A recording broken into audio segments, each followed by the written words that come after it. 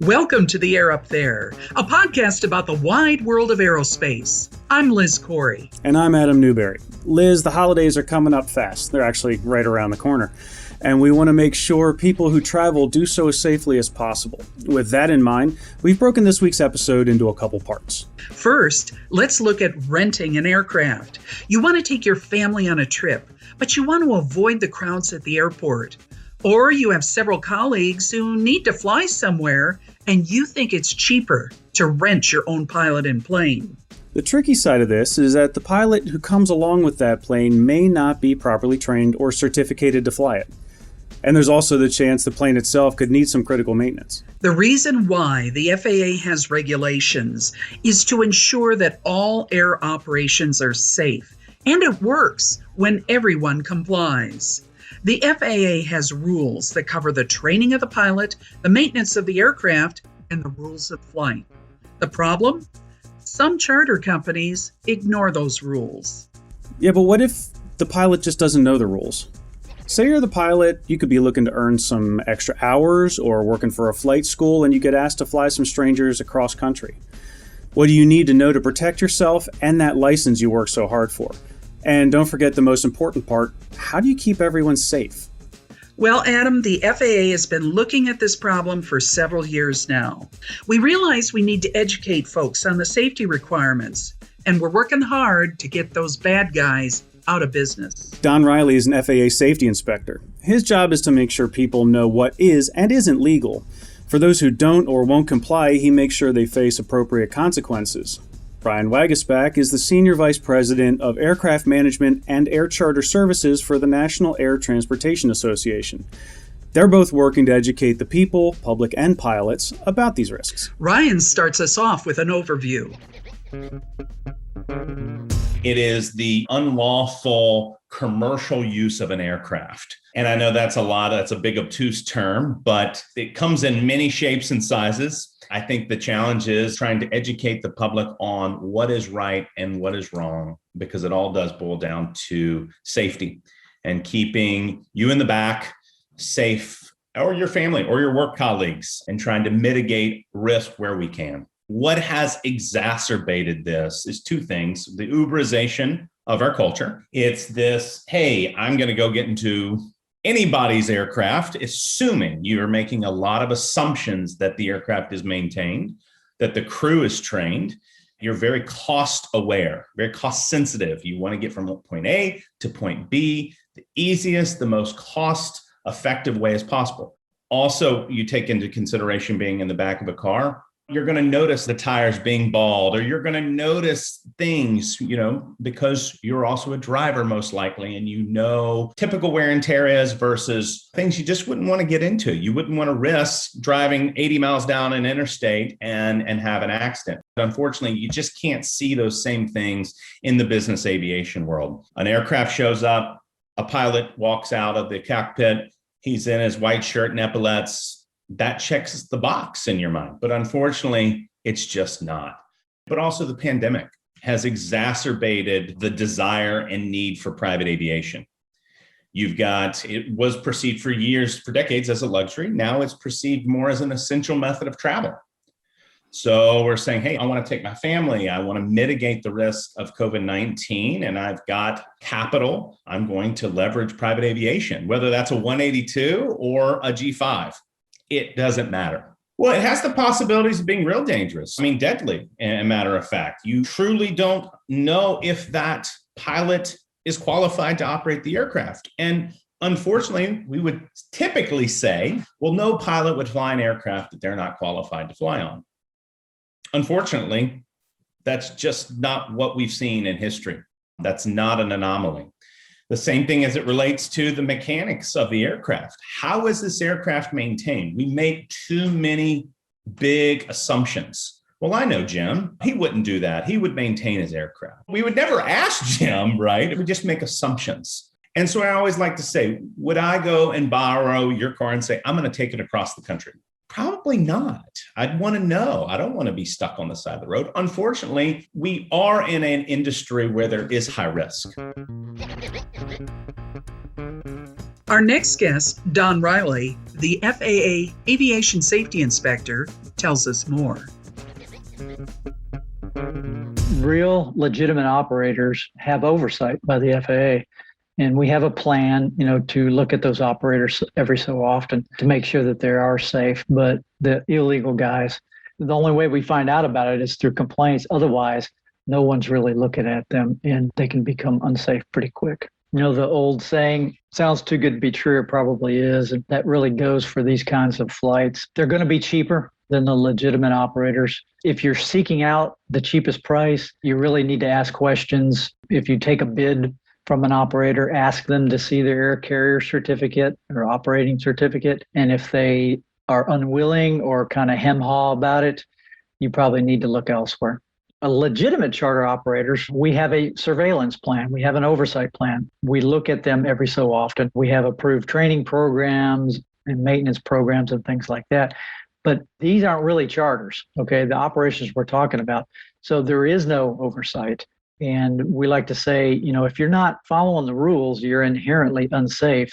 If the maintenance isn't being done on an aircraft, that's a big deal, right? The pilots aren't trained like they are with a legitimate charter operator. That's a big deal. You may not even have insurance to cover if something goes wrong. If you buy a ticket on a legitimate charter operator, they have insurance in the background. So these are all things you need to think about. And the cheap price isn't always a good deal after you look at everything.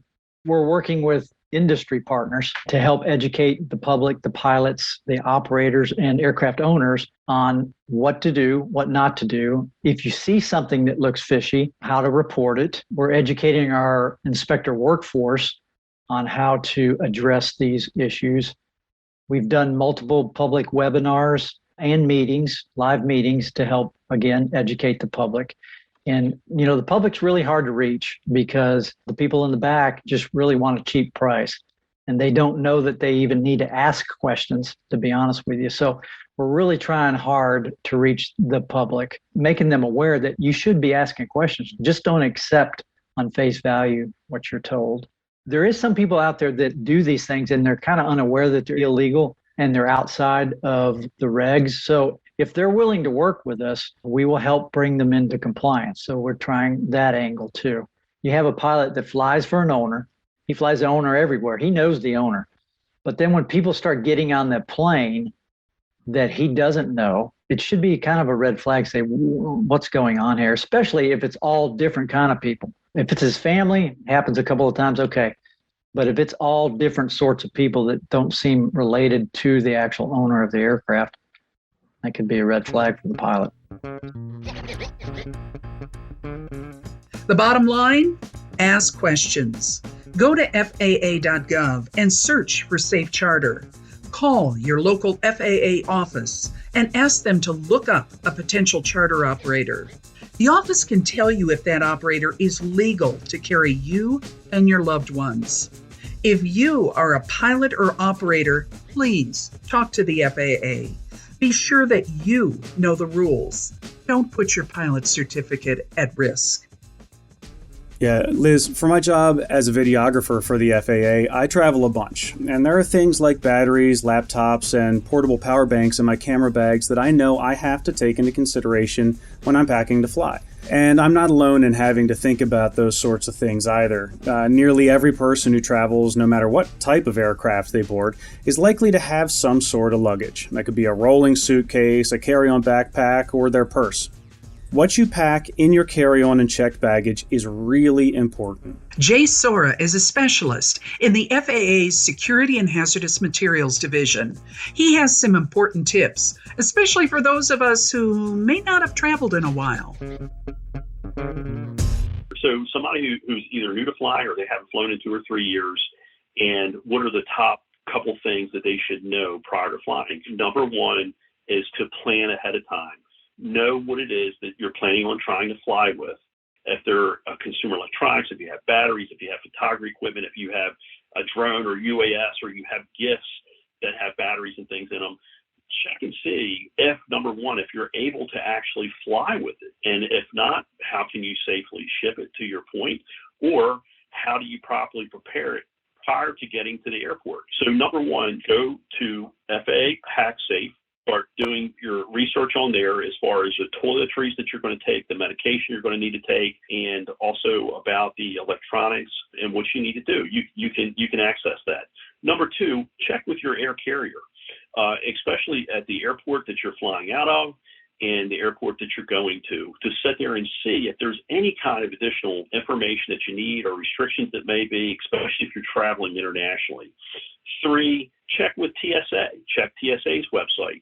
See what their information is and if there's any other restrictions. And then most of all, when in doubt, ask. Don't just guess. Don't be afraid. Reach out and ask to see if you need additional help with something. Definitely check your baggage that you're flying with right now. Check to make sure there hasn't been things left in it. We've seen a bumper increase in firearms and loose ammunition being discovered at the airports. And a lot of that's just where people have been traveling via ground and they forgot to check. Check your baggage, check to see what it is that you're going to fly with. And if there's any kind, if you believe that there's to be a risk with it or it's a dangerous good, check the PacSafe chart and check with the air carrier and check with TSA. Your phone and your Kindle and your laptop, they all contain lithium batteries. They're fine. We want you to be able to bring them. We want you to bring them safely. And we want you to have them on the cabin with you. And that way, if there's an issue with any of them, if something overheats or something shorts out, you're going to be able to see it, hear it, or smell it, or somebody else will. They'll be able to have access to it where they can sit there and mitigate any issues that might be a problem with that. Phones, the laptops, the Kindles, things like that, vapes, e-cigs, mods, depending on people who utilize those. There's a lot of really misinformation about those. You are allowed to bring those onto the aircraft. You're not allowed to utilize them when you're on the aircraft, but we actually want you to have them with you. We don't want them in the cargo hold because all of them, they have the capability of generating heat. That's part of their process. And so we want them where you have control of them, where you know that they're off, and to where for some reason they were to self-activate or if they were to be hit and come on, somebody would see it, hear it, smell it, they have a way to access it, and they have a way to mitigate that issue. One of the things that happens very commonly is that people, they're not sure about what they can do or what their responsibilities are. And they'll have their vapes or their e-cig, they'll clear the screening, and they'll have it on their carry-on. And then when they get onto the aircraft, the overhead might be full. And when the flight attendant asks them, hey, can we go ahead and check your bag? They're afraid to tell them that they have, an e-cig or vape in there, or they forget. And we want people to remember or not be afraid and go, hey, I actually have my e-cig or my vaping device. Can I please get it out? And that way you're letting them know you've got it. They're not going to take it away from you, but you have it. And that way you can keep it safe and you can monitor it. That's one of the areas that we really are trying to work with the flying stakeholders to let them know if you have these devices, please do bring them on the aircraft with you. Don't put them in checked baggage. Don't put them in cargo. We have a whole section for that within PacSafe that has really good information about that. We're coming up on the holidays. It's really nice. People are getting back out and traveling. We have the best and safest aviation system, transportation system in the world. And it really is about the people that use it, that work within it.